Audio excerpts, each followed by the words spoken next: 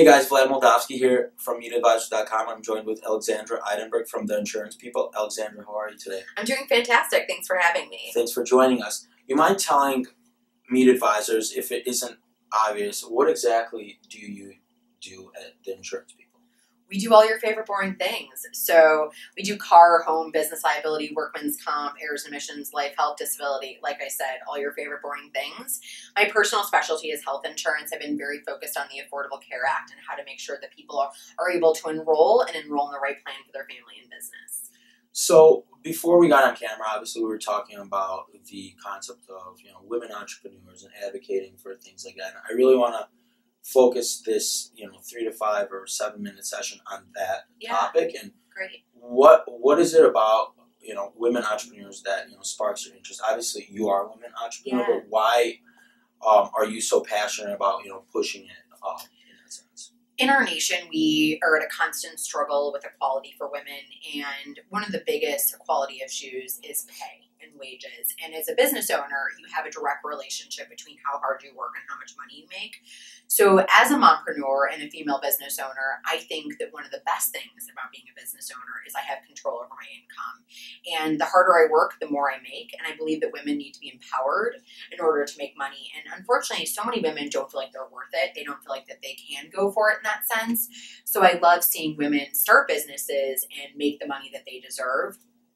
As a mompreneur, the other really important thing is supporting women during childbearing years is crucial to me. I believe that when we do support women during childbearing years, we can see the potential of our nation. And it's awesome because I work full time, yet on my schedule. So I can be at home with my kids for an entire day. I can run to the grocery store when I want to, but I'm also making sure that I'm caring for all my clients and I'm able to take on as much business or as less business or as little business as I want to. And I think it's that happy relationship between the two. And I truly believe in practicing what you preach. So I try to shop local, but also shop women business owners. So the majority of my money is spent on giving back to that small business community and especially women in business. When did you, obviously there was like a moment in your life where you're like, you know what, I want to do entrepreneurship, I want to advocate for this, I want to push it. When did you make that switch? And, not only when did you make that switch, what were some of the challenges that you had to overcome, while growing and scaling your business? Yeah, well, so I actually never thought I wanted to own a business. I grew up in a family-owned business. My dad is third generation restaurant equipment and design, and I grew up in a family where one day it was weenies and whites, the next day it was steak and asparagus and new shoes, and as a little Jewish kid, I wanted new shoes every day. So when I went into the corporate world, I was in retail for years. I never thought I wanted to own a business because I didn't want to be fighting for the next check, that next dollar.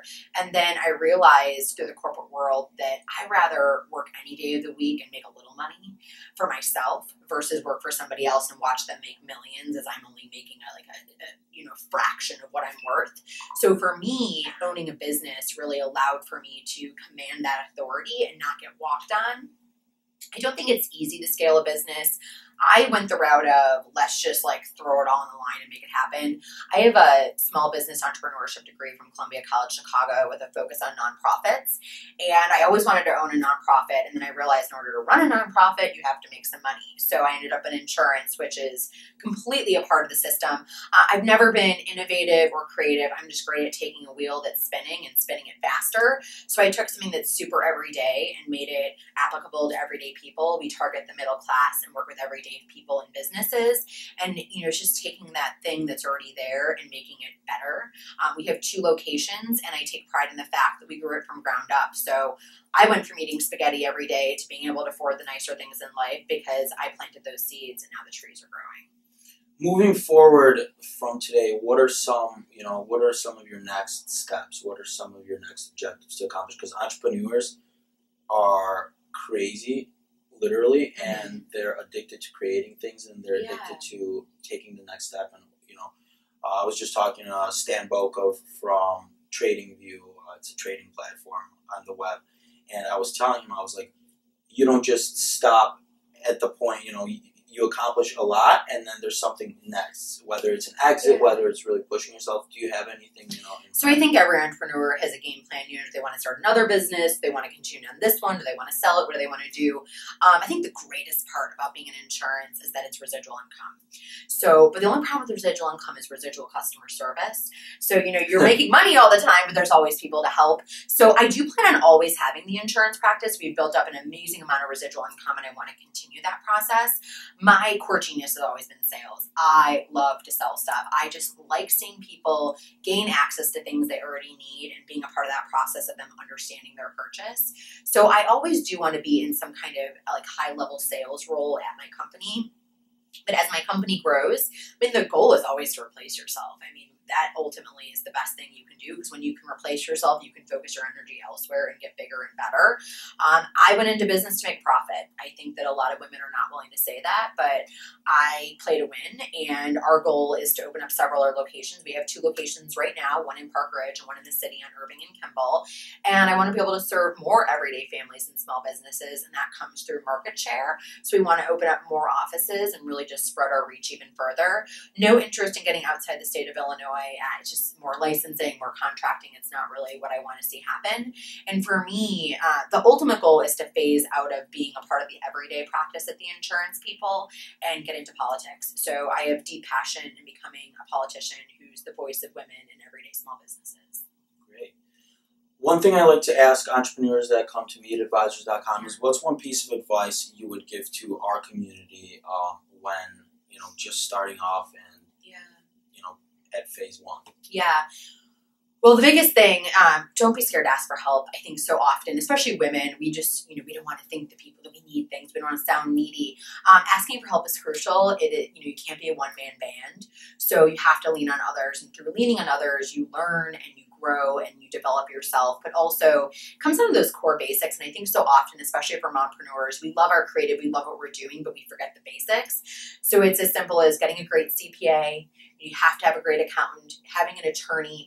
Do not go around using contracts and documents that you whipped up randomly because you found them on Google. That's not a good idea. And have a great insurance agent. And not to promote myself, but if you don't have good insurance, you're just not going on the right path. If anyone sues you and you have nothing to back you, it's terrible. And then also, I think that everyone has a different idea of how to start their business and how to incorporate it.